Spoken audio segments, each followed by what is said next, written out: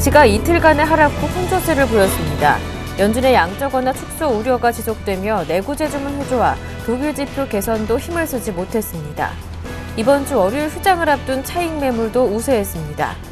이런 가운데 제임스 블러드 세인트루이스 연방준비은행 총재가 인플레이션 상승을 확인한 뒤에 양적 완화 규모를 줄여야 한다는 점을 재차 강조하며 시장 심리를 개선시키는 데 일조했습니다. 다우지수는 0.06% 오른 반면 나스닥 지수와 S&P 500 지수는 각각 0.01%와 0.05% 하락했습니다. 유럽 증시가 이틀 연속으로 하락했습니다. 미국의 4월 내구재 주문 실적은 전망치를 상회했지만 벤 버냉키 미 연방준비제도 이사회 의장의 양적 완화 축소 발언이 투자 심리를 위축시켰습니다. 또 아시아 시장의 변동성 확대에 대한 우려가 심리를 억눌렀습니다. 영국은 0.63% 내렸고 독일과 프랑스도 각각 0.56%, 0.26% 하락했습니다. 미국의 4월 내구재 주문이 전월 대비 3.3% 증가하며 큰 폭으로 개선됐습니다. 이는 앞선 지난 3월 5.9% 감소해서 증가로 급선회한 것으로 시장에서 예상했던 1.5% 증가보다도 양호한 실적입니다. 변동성이 큰 항공기와 자동차를 제외한 주문도 늘어나는 등 하반기 제조업 경기 회복 전망에 힘을 실어줄 것으로 보입니다. 제임스 블러드 세인트루이스 연방준비은행 총재가 일본 증시 폭락에 대해 놀랄 일이 아니라며 당연한 운명이라고 지적했습니다. 또 양적 완화 규모 축소 이전에 인플레이션 반등 여부부터 확인해야 한다는 입장도 재확인했습니다. 블러드 총재는 CNBC와의 인터뷰에서 일본 정부의 공격적인 통화 부양 정책이 지속되고 있는데 이는 일본에게 커다란 모멘텀이라고 말했습니다. 미국의 통화 정책에 대해서는 인플레이션이 미국 경제 지표 가운데 변수라고 전제한 뒤 양적 완화 규모를 축소하기 이전에 인플레이션이 반등하는지를 더 면밀히 살펴야 할 것이라고 말했습니다. 독일의 올해 1분기 국내 총생산 성장률이 0.1% 증가로 확정됐습니다. 독일 연방통계청은 지난 1분기 GDP 성장률 확정치가 전분기 대비 0.1% 늘었다고 발표했습니다. 또한 독일 뮌헨 소재 민간 연구기관 경제연구소가 7,000개 기업을 대상으로 조사한 5월 기업 환경 지수가 105.7을 기록했다고 발표했습니다. 당초 시장 전문가들은 전월과 보합세를 보일 것으로 전망했지만 예상을 깨고 상승했습니다. 독일은행 헬라바의 스테판 노에체 이코노미스트는 유로존 위기는 여전히 우려되지만 독일 경제는 올 연말까지 견고할 것이라고 설명했습니다. 구로다 하루이코 일본은행 총재가 일본은 금리 상승에 충분히 대응할 수 있다고 주장했다고 블룸버그 통신이 보도했습니다. 구로다 총재는 도쿄의 한 강연에서 최근 일본 장기 금리가 상승세를 보이고 있는 것과 관련해 일본 금융 시스템은 금리 상승 등 충격에 대한 내성을 충분히 갖추고 있다고 설명했습니다. 이어 장기 금리가 일부 상승해도 경제 물가 상황의 개선을 수반할 경우 대출 증가 및 마진 개선, 주가 상승 등으로 금융기관의 수익에 긍정적인 영향을 미칠 것이라고 낙관했습니다. 안녕하세요. 굿모닝 대박예감 김보람입니다. 지난주 뉴욕 증시는 양적 완화 축소에 대한 우려 때문에 결국 지난 한 달간의 랠리를 접고 5주 만에 하락해서 마무리가 됐는데요. 지난주 코스피도 2,000을 바라보다가 결국 1,970선대로 내려와서 마무리가 됐습니다. 그렇다면 지난 한 주간 글로벌 증시, 국내 증시 흐름은 어땠는지 확인해 보면서 이번 한 주 흐름까지 전망해 보겠습니다. 굿모닝 대박예감 1부 시작합니다.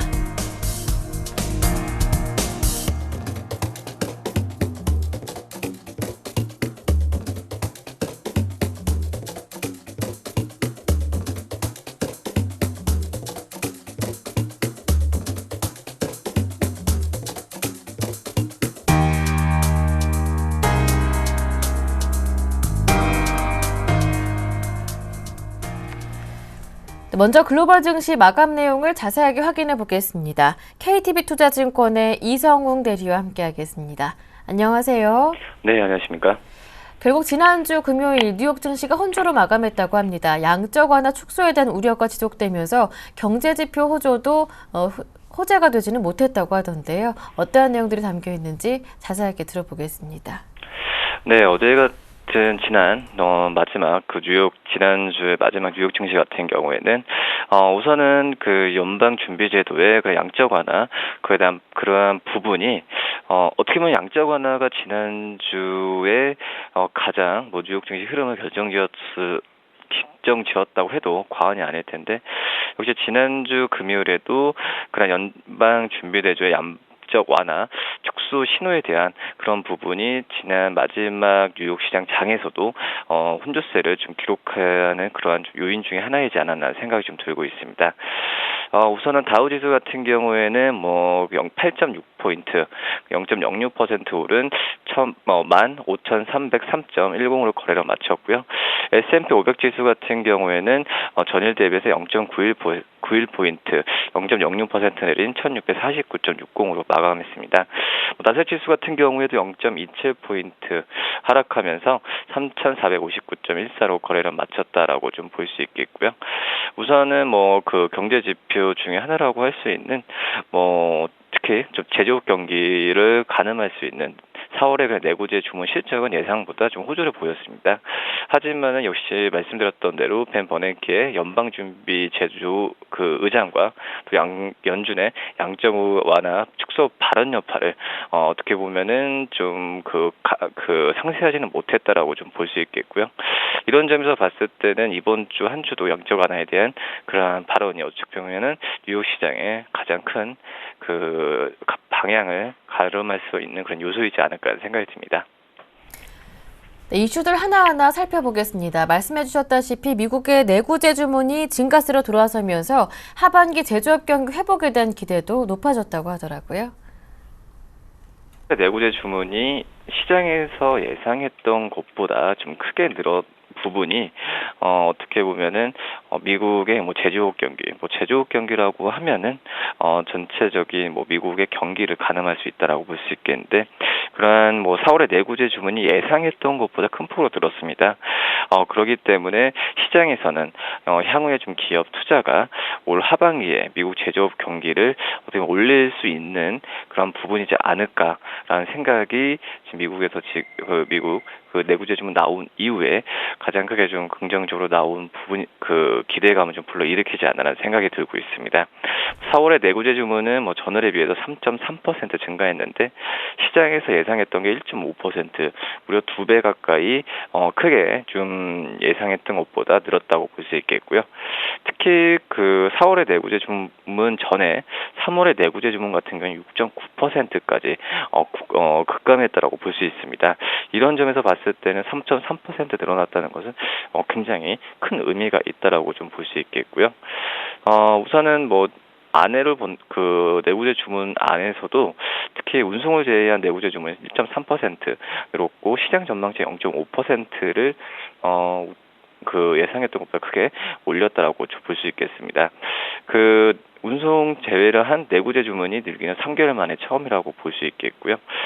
이런 점에서 봤을 때는 향후에 주택이나 자동차 시장의 회복세가 어떻게 보면은 제조업으로 파급되기 시작했음을 보여주는 신호라고 지금 현지에서는 지금 해석하고 있다라고 좀 볼 수 있겠고, 역시 올 하반기에 세계 경제 회복과 더불어서 어떻게 보면은 미국의 그 경기 제조업 경기 같은 경우에도 좀 긍정적으로 갈 수 있는 그런 희망이지 않을까 생각이 듭니다. 네, 하지만 지난주 금요일장에서도 양적 완화 축소에 대한 우려 때문에 투자 심리는 여전히 부진했다고 하더라고요.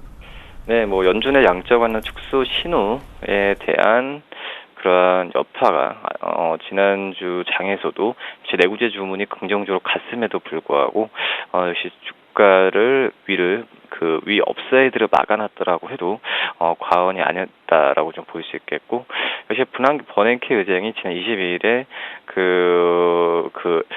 연방준 FOMC 회의에서 어떻게 보면 양적 완화 축소에 나설 수 있다고 밝힌 점이 계속적인 그 악재를 좀 작용할 수 있다라고 좀 판단된다라고 좀 볼 수 있겠습니다. 우선은 그 현재에서도 버냉키의 발언, 또 FOMC 의사록은 어떻게 보면은 아직 양적 완화 규모를 언제 얼마나 줄일지에 대해서는 어떻게 보면 의견을 지금 모으지 못했다라고 평가할 수 있고요. 축소 시점이 임박했 있다라고 지금 평가가 나오고 있는 상황이라서 우선은 그 양적 완화에 대한 부분은 계속 좀 가봐야겠지만 지금 현재로 봤을 때는 어떻게 보면 세부적인 논의를 떠나서 그게 좋은 신호는 지금 아직 안 오고 있는 상황이지 않을까 생각이 듭니다. 네, 지금까지 KTB 투자증권의 이성웅 대리와 함께했습니다. 말씀 잘 들었습니다. 고맙습니다. 네, 감사합니다.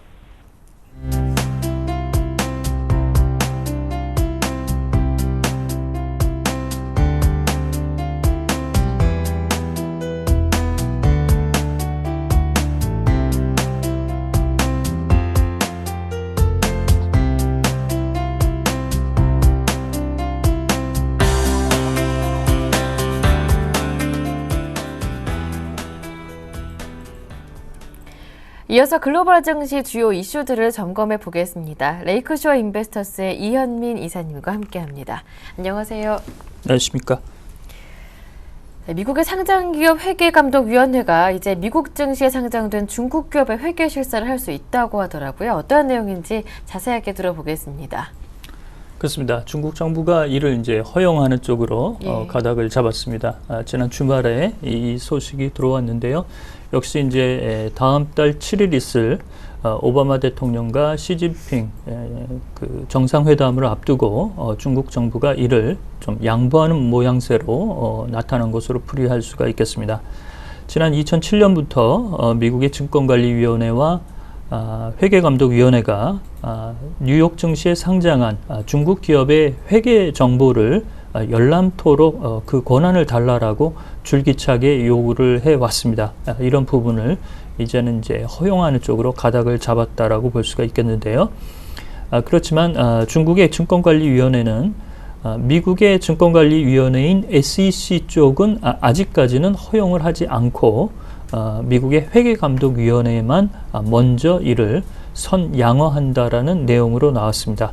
이런 점에서는 증권관리위원회의 정보를 공개하는 것은 순차적으로 이를 허용하겠다는 의도가 된다라고 볼 수가 있겠고요.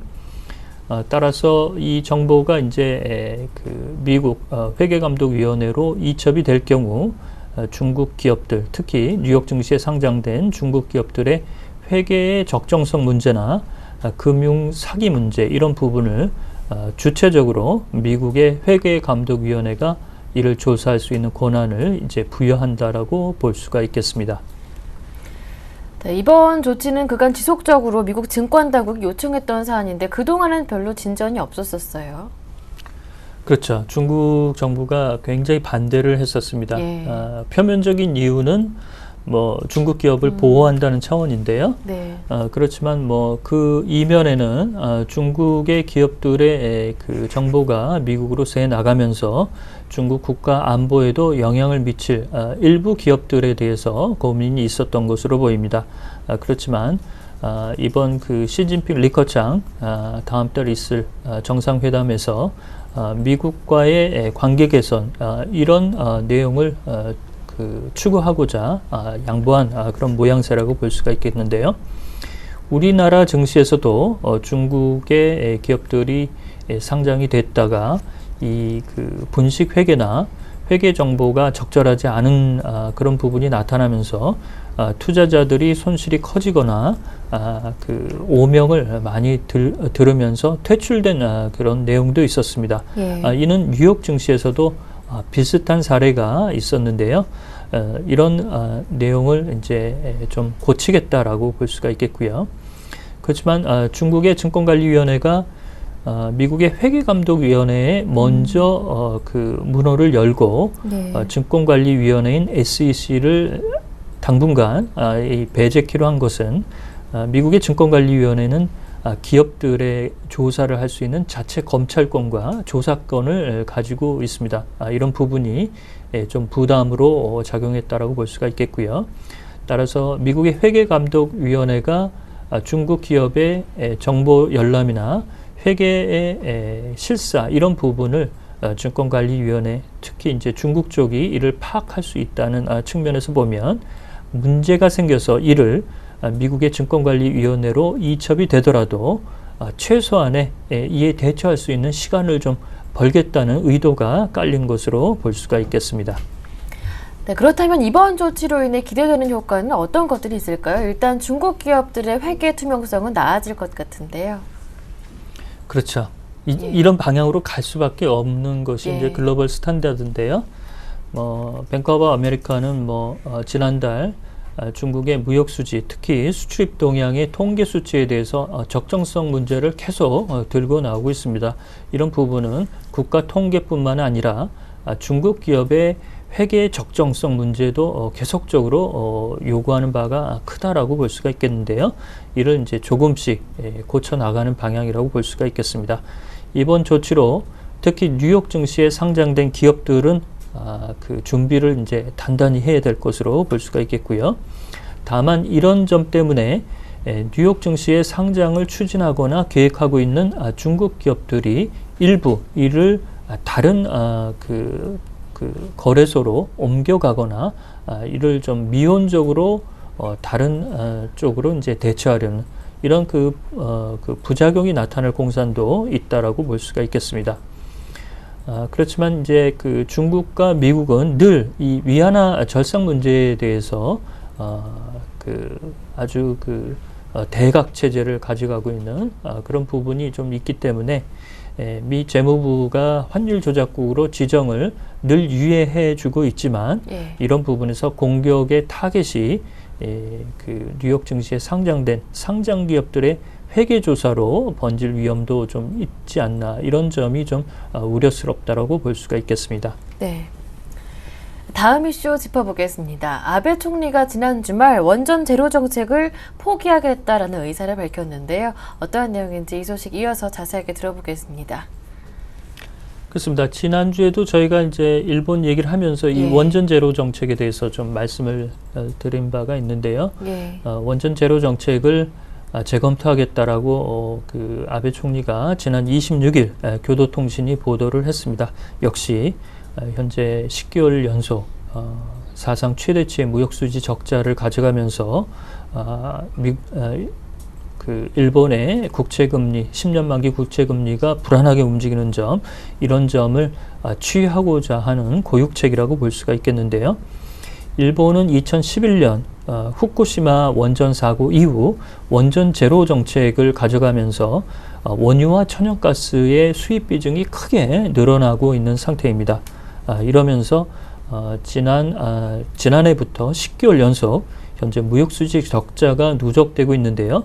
그 주범은 원유와 천연가스의 수입 부담이 커졌고 엔화 절하로 인해서 이 비용도 매우 커지고 있는 것으로 볼 수가 있겠습니다. 또한 지난주였죠. 일본의 증시가 폭락하면서 아베노믹스가 실패할 수 있다라는 우려도 커지는 이런 점에서 분위기 반전을 꾀하기 위한 고육책이라고 볼 수가 있겠는데요. 그렇지만 아베 총리는 이 원전 제로 정책을 자신의 지난해 선거 기간 때 이를 고수하겠다라고 얘기를 했던 그런 내용으로 볼 때는 아베노믹스가 일부 후퇴하는 것으로 볼 수도 있겠습니다. 다음 달 발표될 일본의 에너지 성장 전략 보고서에 일본의 원자력 규제위원회가 안전하다고 평가되는 원전은 가동키로 현재 지자체와 그 물밑 접촉이 있는 것으로 판단할 수가 있겠습니다. 하지만 이번 발표에도 불구하고 국민들의 원자력 발전소 가동에 대한 반대 의견은 만만치가 않을 것 같은데요. 지자체 부담도 만만치 않을 것 같아요. 그렇죠. 먼저 이제 일부 국민들이 반대하고 있다는 것이 이제 가장 큰 부담이죠. 이 후쿠시마 원전 사고 이후 일본의 원전 가동은 현재 간사이 전력이 운영하는 오이 원전 3, 4호기만 가동이 되고 있고 모든 원자력 발전소의 가동은 멈춘 상태입니다. 특히 지난주에도 23일 날 도카이무라 원자력 개발 연구 가속기 실험시설에서 방사능 누출 사고가 있었는데요. 이는 미미한 그런 사고겠지만 이렇게 원전이 진도 9 이상의 대규모 지진에서는 안전성을 담보할 수가 없기 때문에 그동안 일본 정계에서는 원자력 발전을 멈추고 대체 에너지 개발에 총력을 기울여 왔던 것이 사실입니다. 그렇지만 아베노믹스의 현재의 핵심 정책이 가져가는 분위기로서 이 무역수지 적자가 계속 걸림돌로 작용하자 국민의 안전을 다소 희생하더라도 이 무역수지 적자를 줄이고자 하는 현재의 그런 추세가 정책적인 고려로 나타난 것으로 볼 수가 있겠습니다. 네, 그래도 이번 원전 제로 정책 포기가 일본 증시에 미치는 영향은 다소 긍정적일 것 같은데요. 그렇습니다.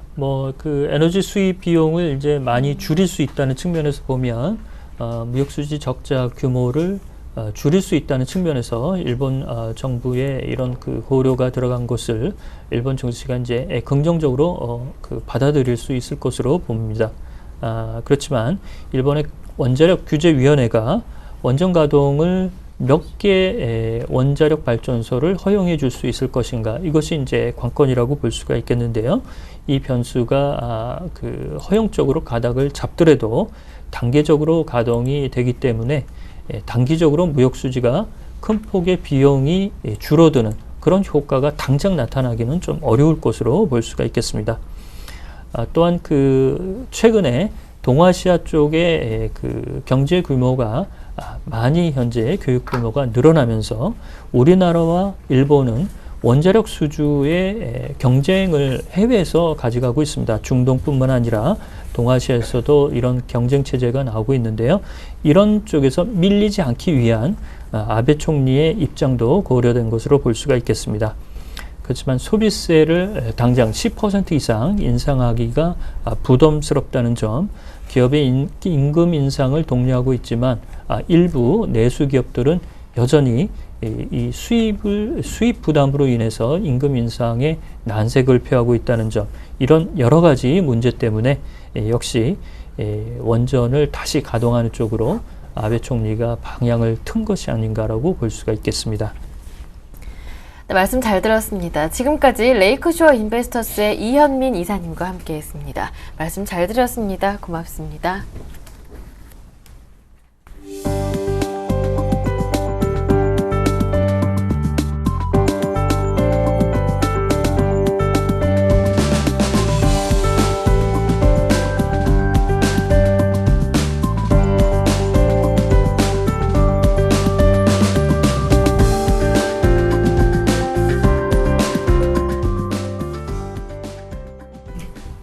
네, 이어서 오늘장 전략 시간 함께 하겠습니다. 매주 월요일은 주간 증시 캘린더를 통해서 한 주간 발표될 이슈들 그리고 지표들 미리 살펴보고 전략을 세워보고 있는데요.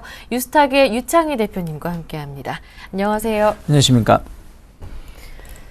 네, 먼저 지난 한 주간의 국내 증시 흐름부터 정리를 해보겠습니다. 결국 2,000까지 바라봤다가 1,970으로 다시 내려와야 했는데요. 네, 지수가 2,000포인트 근방으로 네. 갔었다가 지난주 목요일하고 금요일 해가지고 좀 약세를 보이면서 마감을 했는데 뭐 우리나라 시장에 문제가 있어서 하락을 한 게 아니라 이제 네. 미국의 이제 출구 전략, 양적 완화가 6월달 이후에 조금 없어진다는 얘기가 조금 흘러나온 건 뭐 그렇게 해석을 좀 했었죠. 얘기가 나온 건 아니지만 하다 보니까 그런 부담감으로 인해서 세계 증시가 요동을 쳤었죠. 특히 우리나라 증시는 뭐 이와 관련해서 솔직히 말씀드리면 크게 빠질 만한 이유는 없었습니다만은 뭐 그렇게 달갑지 않은 일본 증시가 급락세를 보였죠. 목요일에 서킷 브레이커가 발생될 정도로 한 10%대 급락을 했었고, 또 금요일에도 장중 2%대 상승세를 보여주면서 조금 이러한 부분이 완화가 되는가 싶었는데 장 막판에 또 한 2시간 정도 남겨놓고 다시 하락 반전해가지고 좀 하락세로 이제 급락세가 나오면서 마감하는 바람에 우리나라 증시가 좀 영향을 받으면서 좀 하락세를 보였는데, 제가 보기에는 일단은 우리나라 증시 같은 경우는 어떤 뭐 양적 완화에 대한 기대감으로 주가가 올랐던 부분이 전혀 없었기 때문에 네. 이로 인한 하락은 뭐 일시적으로 좀 마감될 가능성이 높고, 오히려 이제 어찌됐든 지난 4월 중순부터 우리나라 증시가 1900포인트를 찍고 2000포인트 근처까지 올라왔었다는 부분들, 그리고 뭐 코스닥 역시 연일 최고가를 연출하거나 혹은 575포인트 선 내에서 계속 기간 조정을 주었던 부분들이 조금 어떻게 보면은 저항권에서 단기 저항권에서 어떤 이런 것을 빌미로 조정이 나온 거 생각을 하고 있고, 제가 보기엔 이런 조정은 일시적으로 보여주고 그다음에 좀 완화가 되는 모습으로 진행될 수 있지 않을까 생각을 좀 하고 있습니다. 네, 국내 증시가 양적 완화에 대한 기대로 오른 영향은 없기 때문에 반대로 양적 완화 축소에 따른 영향도 제한적이지 않을까라는 말씀을 들어봤는데요. 이제 양적 완화 축소에 대한 카운트다운에 들어가면서 결국 지표에 대해서 관심이 높아지고 있습니다. 이번 한 주간 국내외에서 발표될 경제 지표들 어떤 것들이 있는지 이슈 정리해 보겠습니다. 네, 일단 5월 27일 오늘 같은 경우는 이제 한국의 5월 소비자 기대 지수가 발표가 앞두고 있고요. 그리고 이제 5월 28일 미국 3월 케이스 실러 주택 가격 지수가 발표가 되고 있고요. 그리고 이제 이날 5월 소비자 신뢰 지수가 발표가 되는데, 이번 주는 이제 그 경제 지표 좀 관심을 가질 필요가 있는데, 일단 화요일하고 그리고 목요일, 금요일 갈수록 좀 집중도가 높아지고 있다는 거 체크하셨으면 좋겠는데, 일단은 소비자 신뢰 지수가, 미국의 5월 소비자 신뢰 지수가 얼마나 좋게 나오는지 여부를 좀 체크하셨으면 좋겠고요. 5월 29일에는 이제 한국 4월 경상수지가 발표가 되고 있고요. 미국이나 유럽 같은 경우는 따로 경제 지표 발표가 없고요. 5월 30일 목요일에는 이제 한국의 4월 산업생산 지수가 발표가 되고 있고, 유럽의 5월 소비자 기대 지수가 발표를 앞두고 있고, 미국의 주간 실업 수당 청구 건수하고 미국 1분기 GDP 증가율 수정치가 발표를 앞두고 있습니다.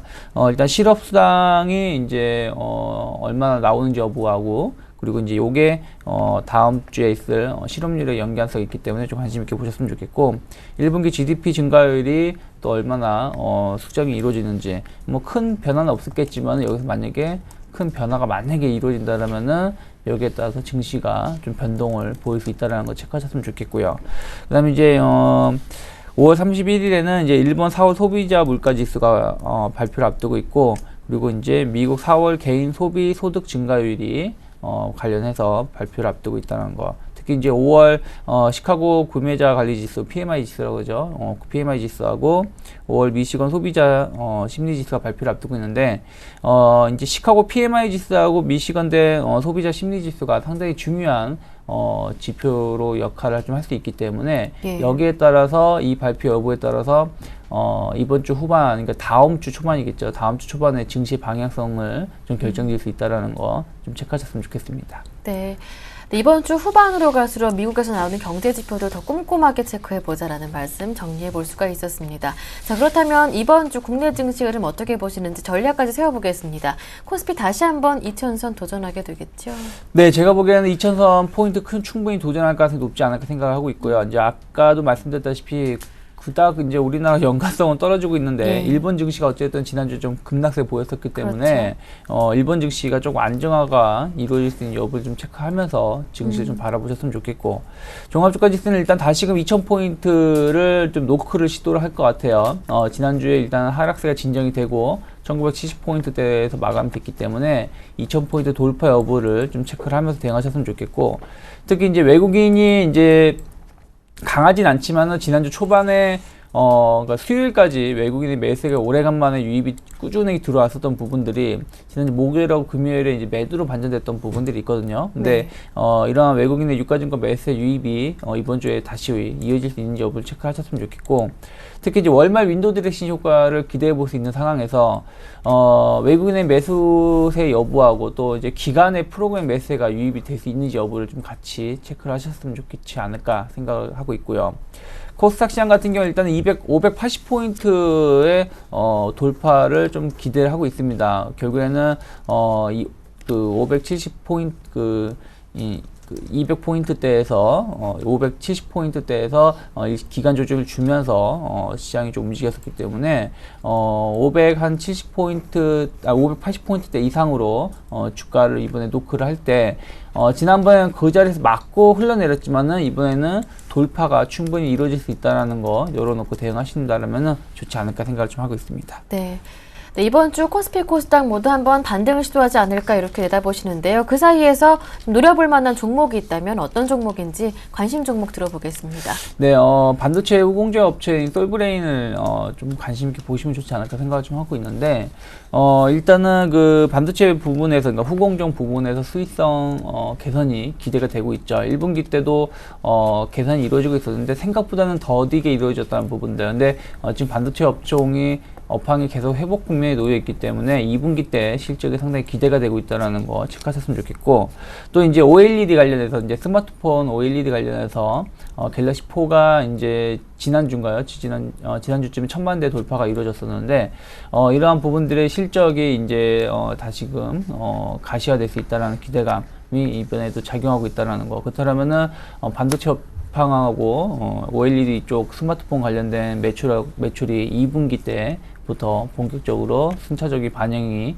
기대가 된다라는 거 체크하셨으면 좋겠고, 또한 기관의 매수가 상당히 잘 들어오고 있다라는 거. 그러니까 외국인도 매수가 들어오고 있는데 무엇보다 기관의 매수가 꾸준하게 들어오고 있다라는 거 좀 체크하셨으면 좋겠는데, 기관의 매수가 들어와 줘야지 특히 중소형주들은 주가 상승을 더욱더 기대할 수 있기 때문에 좀 더 체크를 하셨으면 좋겠고, 일단 49,000원, 그러니까 고점을 계속 돌파시키고 있다는 점. 그러면서 이제 5만원 돌파를 지금 목전에 두고 있다는 거. 그렇다면 5만원 돌파가 이루어지고 나면은 어떻게 보면 작년 12월 달에 그 자리에서 이제 쌍봉을 맞고 기간 조정을 혹은 가격 조정을 같이 주고 한 5개월 만에 다시금 돌파를 시도하는 것이기 때문에, 이번에 그 자리가 돌파가 된다라면은 매물 없이 추가적인 상승이 가능하다라는 거 체크하셨으면 좋겠다라는 거 전해드리고 싶고요. 제가 보기에는 일단은 매수가는 48,500원 전후로 해서, 그러니까 지난주에 49,000원에서 마감이 되는데 한 3,400원, 500원 정도는 충분하게 조정을 줄 수 있다고 생각하고 있어요. 그렇기 때문에 48,500원 전후로 해서 매수를 하시면 큰 문제는 없지 않을까 생각을 하고 있고요. 목표가는 1차적으로 52,000원 정도 두고 있다는 거. 52,000원 돌파가 되면은 뭐 그 이상도 가능하지만, 일단 직전 작년 고점대가 52,000원대이기 때문에 52,000원 정도 놓고 대응하셨으면 좋겠고, 손절가는 45,500원 정도 잡아드렸는데 21선 아래라고 보시면 돼요. 지금 21선이 46,000원대이기 때문에 45,500원만 지켜진다라면은 큰 문제는 없지 않을까 생각을 좀 하고 있습니다. 네. 네, 관심 종목 솔브레인의 자세한 대응 전략까지 들어봤습니다. 지금까지 유스탁의 유창희 대표님과 함께했습니다. 고맙습니다. 네, 고맙습니다.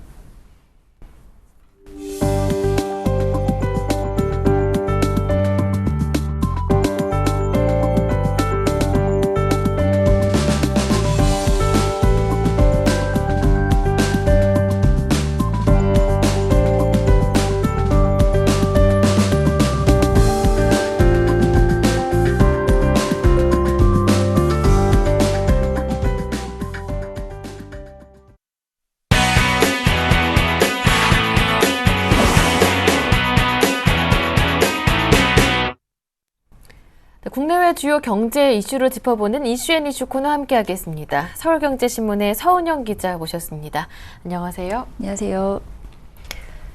네, 우리금융지주 민영화 방식이 지방은행을 따로 떼서 파는 분리매각으로 가닥을 잡았는데요. 그 가운데 가장 유력한 방안 중에 하나인 KB금융과의 합병은 정부 지분이 남는다는 점에서 낮은 점수를 받았다고 합니다. 어떤 내용들이 담겨 있는지 자세하게 짚어보겠습니다. 네, 공적자금관리위원회가 지난 25일 간담회를 열고 우리금융 민영화 방안에 대해서 논의를 했는데요.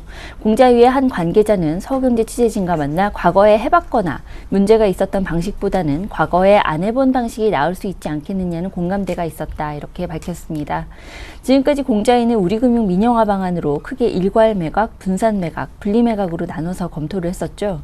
지난 2010년부터 세 차례에 걸쳐서 매각을 시도했는데 이 중 일괄 매각은 2번 해봤지만 모두 불발됐습니다. 블록세일 형태로 지분을 매각하는 분산 매각도 진동수 전 금융위원장 때 해봤습니다. 2010년 시도했던 게 좀 지방은행 분리 매각이 아니냐, 이런 말씀 하실 수도 있을 것 같은데요. 당시에는 분리 일괄 중에 상황에 따라서 또 매각 형태가 달라지는 형태였기 때문에 엄밀히 말하면 분리 매각 시도는 해보지 않은 겁니다. 다만 지방은행 분리 매각의 경우엔 정치적, 지역적 고려 요소가 많아서 당국도 고민이 좀 많은 상태고요. 우리투자증권도 분리 매각 시에는 우리은행을 포함한 본체의 매력이 떨어진다는 점에서 좀 더 검토하기로 한 것으로 알려졌습니다. 또 유력한 민영화 방안 중에 하나인 다른 금융지주와의 합병도 검토할 부분이 많은데요. 해외 자본에 우리금융을 파는 것은 또 과거 론스타 사례를 감안해서 배제하기로 했다는 것으로 알려졌습니다. 네. 네, 그렇다면 결국 남은 카드는 많지 않은 것 같은데요. 지방은행 인수 대상으로 KB금융이 제외된다면 남은 건 신한금융이나 하나금융 정도로 후보군이 좁혀지는 거 아닙니까? 네, 결국 아까 말씀드린 대로 정치적 요소를 좀 고려하다 보니까 좀 아무래도 지역 정서 때문에라도 좀 그런 방안이 좀 유력하게 검토되고 있는 것이 사실입니다. 지난 2010년 병행 매각 추진 시에도 정치적인 문제와 지방색이 발목을 잡았었죠. 경남은행에는 대구와 부산은행이 관심이 많은데 다른 지역은행에는 절대로 경남은행을 넘길 수 없다는 게 경남 지역 민심입니다. 광주은행도 마찬가지입니다. 전북은행이 사는 것에도 반대고요. 또 이 때문에 당국과 금융권 안팎에서는 경남은행은 하나금융에 또 광주은행은 신한금융에 넘기는 방안이 거론되고 있습니다. 시중은행 쪽에서 가져가면 반발감이 덜할 것 아니냐는 계산입니다. 금융권의 고위 관계자는 우리금융 분리매각을 추진하면서 뒷말이 나오지 않게 지방은행을 팔기 위해서는 시중은행에 넘기는 방안을 고려해볼 만하다면서 우리은행 등 본체 인수에 관심이 없거나 금전적 여력이 없는 금융지주사에 지방은행을 넘기면 될 것이다. 이렇게 얘기했습니다. 네. 산업은행의 STX 페노션 매각 작업이 계속해서 난항을 겪고 있습니다. 그런데 산업은행이 페노션의 부실의 일부 원인이 됐었던 장기 용선 계약을 재조정해야만 인수를 검토할 수 있다고 밝혔는데요. 최악의 경우 법정 관리까지 갈 수 있는 건지 궁금합니다. 네, 지금 STX 페노션이 올해 1사분기에 당기순 손실 715억 원, 영업활동으로 인한 현금 흐름도 마이너스 369억 원 기록했었는데요. 이게 바로 시세보다 높은 용선료를 지불해야 하는 장기 용선 계약에서 계속 손실이 발생한 탓입니다.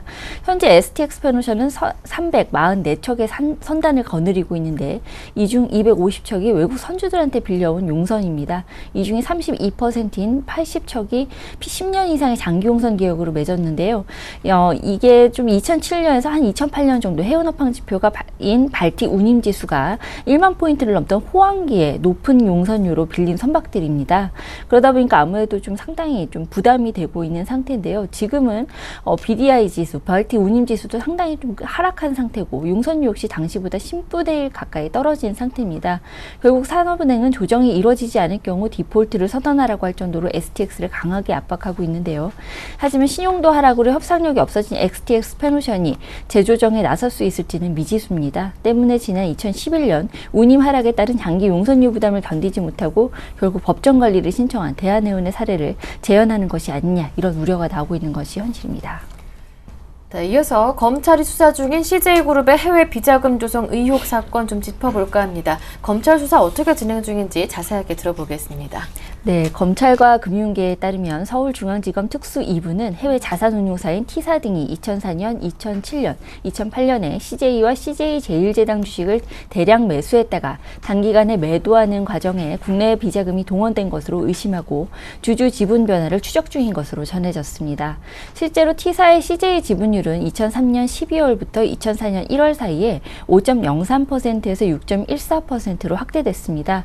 이후 지분은 2005년 6월까지 10% 가까이 증가했고 증시에 공시된 주식 보유 목적이 단순 투자에서 경영 참여로 바뀌었습니다. 또 2005년 11월부터 이듬해 1월까지 T사를 통해 CJ 주식이 매매되면서 주가는 3만 원대에서 7만 원대까지 오르는 등 2배 이상 급등했는데요. 검찰은 이 과정에서 이재현 회장이 국내에서 조성한 비자금을 임직원 명의의 차명 계좌에 분산 입금한 뒤 T사 등이 CJ와 CJ제일제당 주식에 투자하는 형태로 빠르게 투자하는 형태로 거액의 매매 차익을 남겼고 이를 통해 비자금을 불렸을 가능성에 주목하고 있습니다. CJ그룹의 비자금과 관련이 있는 계좌주들이 해외 펀드의 주요 투자자로 참여해 CJ 계열사 주식을 대거 사들였을 것으로 검찰은 보고 있는데요. 해외 펀드는 외국 자본으로 포장돼 있지만 실제로는 CJ그룹이 비자금이 주로 동원됐을 가능성이 크다는 겁니다. 정부가 지방의 재정 자립도를 높이기 위해서 국고 보조금은 축소하되 지방교부세와 지방소비세를 확충하는 빅딜 방안을 추진한다고 합니다. 자세한 내용 들어보겠습니다. 네, 관계당국에 따르면 기획재정부는 국무총리실 안전행정부와 함께 지방의 재정 자립도를 높이기 위해 세제 수술 작업에 나섰는데요. 일단 국가보조금을 축소하되 지방교부세와 지방소비세를 확충하는 빅딜 방안을 추진하는 것으로 알려졌습니다. 그리고 또 지방소비세의 경우 부가가치세의 5% 5%를 떼어 재원으로 삼는 것을 최고 10%까지 올리는 방안이 검토되고 있다고 합니다. 국가보조금이란 국가시책 사업을 지방자치단체가 대신 수행할 때 해당 사업비의 일정 비율을 정부가 부담하는 돈입니다. 정부 부담분 외 나머지는 지자체 몫인 탓에 지자체의 재정 부담도 함께 늘어나는 부작용이 생겨왔었는데요. 결국 이번 빅딜로 정부가 국가보조 사업을 축소하면서 동시에 또 지방교부세를 늘려주면 지자체의 재정 부담도 함께 완화되면서 자립도가 높아질 수 있다는 겁니다. 네. 지금까지 서은영 기자와 함께했습니다. 말씀 잘 들었습니다. 고맙습니다. 감사합니다.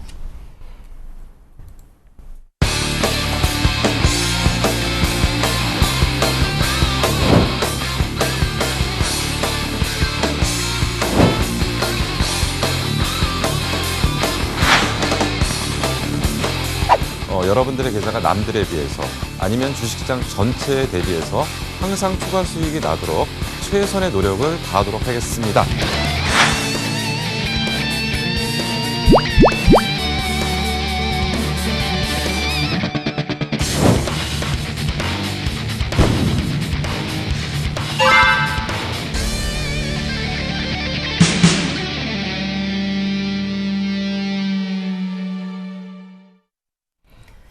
이제 시장 주도 업종에 대해서 자세하고 쉽게 공부해보는 김용준의 골드박스 시간으로 이어가겠습니다. 샘플러스 김용준 전문위원 전화로 연결해 보겠습니다. 안녕하세요. 예, 안녕하세요. 네, 오늘은 스마트폰에 대해 분석해보면서 IT 흐름 짚어주신다고요? 예. 일단 최근에 이제 주가가 많이 상승하는 쪽에 IT 종목들이 많이 나오고 있는데요.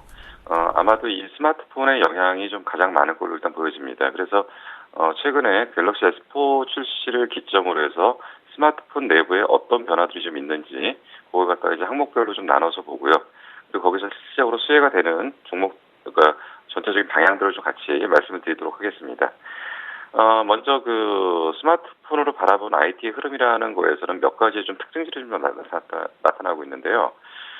첫 번째로는 그린 폴레드, 그러니까 좀 맑아지고 선명해진다라는 표현을 하나를 사용할 수 있고요. 그리고 이제 두 번째로는 옥타코어, 그러니까 기존의 쿼드코어가 이제 4개의 머리를 가지고 있다라고 했는데, 옥타코어는 그 머리가 4개가 되는 것보다 2배가 더 빨라지는 옥타코어, 그러니까 처리 속도가 굉장히 빨라지는 거죠. 그리고 이제 갤럭시 S4에서 또 나타났던 특징 중에 하나가 무선 충전 시스템을 도입했다라는 것들이 좀 어떤 중요한 방법이고요. 그리고 이제 터치 기술로는 폴로링 터치라고 해갖고 손에 닿지 않고 정확하게 가까이 대기만 하면 글이나 그림을 쓸 수 있는 이런 쪽의 기술들이 좀 하나 나타났고요. 그리고 카메라 쪽에서는 1300만 화소까지 올라오면서 상당히 이제 고화질의 어떤 카메라 쪽이 지금 나타나고 있는 거고요. 그리고 TSP 쪽, 그러니까 터치 스크린 쪽에는 이제 제일 처음에 시작이 저항막에서 정전식, 그리고 GFF, G1F, G2로 넘어가는 단계에서 아마도 G1F 정도까지 어떤 기술이 좀 발달돼 가고 있지 않나 생각이 듭니다. 그래서 이걸 항목별로 좀 나눠서 좀 다음부터 좀 설명을 좀 해보도록 하겠습니다. 먼저 이제 가장 먼저 봐야 되는 게 이제 그린 폴레드, 좀 맑아지고 선명해지면서 역시 이제는 해상도, 화질 이쪽의 싸움으로 지금 들어가고 있는데요. 갤럭시 S4의 사양은 풀 HDB 슈퍼 AM OLED, 그러니까 기존의 패널이 LCD에서 OLED로 지금 비중이 확대되고 있는 초기 국면이라고 일단 볼 수가 있고요.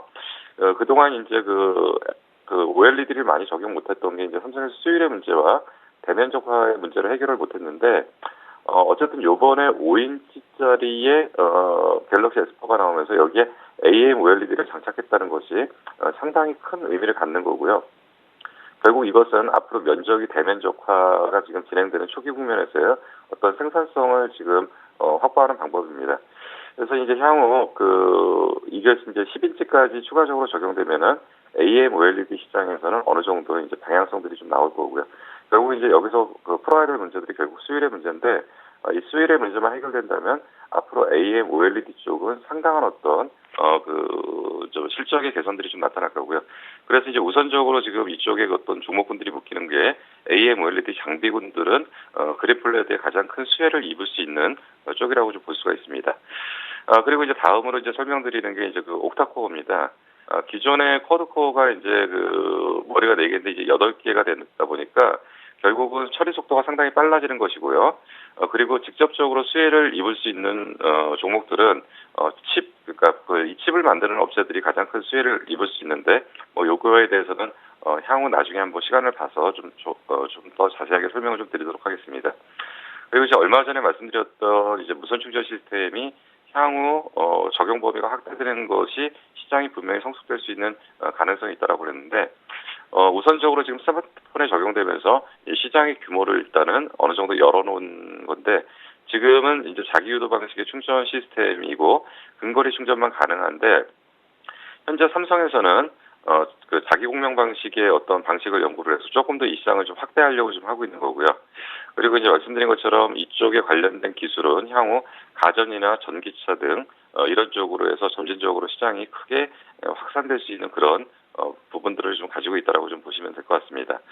여기서 이제 그 관련주 중에서 일부 좀 체크를 했던 것들이 이제 한솔테크닉스냐 이런 것들이 그래도 좀 수혜주라고 일단 볼 수가 있고요. 그리고 이제 마지막으로 이제 좀 봐야 될 내용이 이제 카메라의 고성능화입니다. 카메라가 지금 기존에 사용해서 이제 요번에 갤럭시 S4의 사양은 전면 1,300만 화소, 후면 200만 화소, 그리고 동영상도 초당 30장 정도를 뿌려주는 그런 역할을 지금 하고 있기 때문에 결국은 이제 카메라 모듈 업체들은 또 한 번의 어떤 성장의 기회를 좀 맞은 거고요. 거기서 이제 최근에 이제 주가가 좀 많이 올라오긴 했지만 결국 이들 종목들은 지속적으로 지금 관련 수혜가 좀 예상되는 종목들입니다. 세코닉스, 디지털옵틱, 나노스, 킴시스 등 카메라가 이제 고사양으로 가는 거와 저급형 카메라에서 그 카메라 모듈의 단가가 낮은 것들도 역시 지금 수혜가 좀 예상되는 전체적인 방향들이라고 볼 수가 있습니다. 그리고 이제 그 DSP의 진화라고 할 수 있는데 결국 이것은 터치를 통해서 얼마나 인식을 빨리 하느냐에 대한 어떤 처리 속도의 문제들도 좀 나오는 거고요. 그래서 이제 우리가 보통 알고 있었던 저항망 방식이라는 것은 어떤 물체를 통해서 인식을 시키는 것이 이제 손의 온도를 통해서 정전식으로 넘어오면서 기술의 개발은 지금 GFF, G1F, G2. 근데 아마도 지금 가장 큰 수혜가 되는 쪽은 GFF는 지금 대부분 하고 있는 기술이고요. G1F 정도의 기술이 지금 도입이 된다면 아마 이쪽에 관련된 업체들은 상당한 실적적인 부분에서 긍정적인 요소가 나타나리라고 봅니다. 그리고 이제 마지막으로 갤럭시 S4에서 나타났던 가장 큰 특징은 뭐냐면 결국 헬스케어에 대한 부분을 실제로 탑재를 해서 이것이 이제 상업화의 어떤 초기 국면에 진입했다는 것은 상당히 긍정적인 요소로 바라봐야 될 거고요.